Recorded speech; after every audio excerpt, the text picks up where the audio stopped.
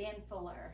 This is your life in 3 minutes and 60 seconds. All right. We want to get to share you with St. Simon's. Many know you already through the many roles you've had here.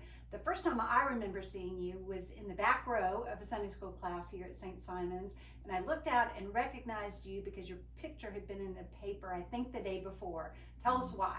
Well, we returned to the local area back in 2014, and my day job is at the Mid-Bay Bridge Authority, where we try to make sure that we provide a transportation route at reasonable cost to folks that want to get between the north and south side of the bay, a little bit west or east of here.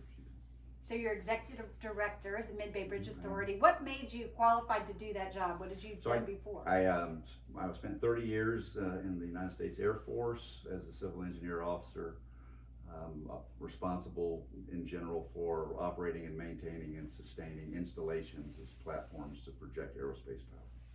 And so that's kind of taking care of the infrastructure to make sure that they can do that, whether that's at an installation in the United States or whether it's in the middle of the desert where the only thing you have is a source of water and a airfield, and you plan a base and you build a base and you get stuff up and start to put bombs on target if needed. So you traveled a lot. Traveled a good bit. We spent a lot of time in the southeast and the northwest, Pacific Northwest, as well as a couple assignments in Europe and one in Asia and Turkey, and then that's about it. Yeah, many deployments in there, from Africa to above the Arctic Circle to Iraq and Kyrgyzstan and Afghanistan. So a little bit of time. I'd go back tomorrow and put the uniform on and do that if I could. Were you a country boy before you did all that? Maybe not a country boy, maybe a redneck.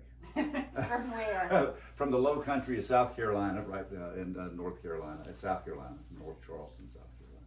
And then I know you're a big fan of the Citadel. Is that where you? I am. I'm a graduate of the Citadel. Actually, my son graduated from there after I did, and it just taught me some of those things in terms of leadership and then teamwork and the brotherhood of folks that are in a close unit and are committed to accomplishing something.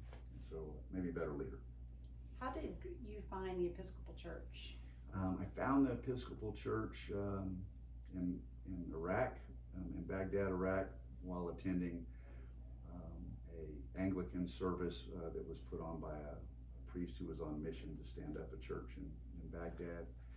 And I was just attracted to everything, from the music to the liturgy to the sacraments. And so, and oh, by the way, it was during that time slot on Sundays that I could go to church. And then so when we came back to the States and tried to find a church, we were attracted to the Episcopal Church, and we got here, we visited here, and we walked in, and when we left after the service, Kelly said, "That's it, we're not going anywhere else." So. And I'm so glad. If you do go out of town anytime soon, I know it's because there's a special little one in your life. Tell us about that. Well, yes, so our son and our daughter-in-law are having their second son, which makes 2 grandsons for us here pretty soon, and we're as excited as we can be. And what is grandson number 1 calling you? Colonel. Colonel. What a perfect way to describe VanFuller. Colonel. I feel like you've been Colonel in the Air Force, Colonel of the Fullers, and Colonel of St. Simon's. There we go. Thanks. Thanks.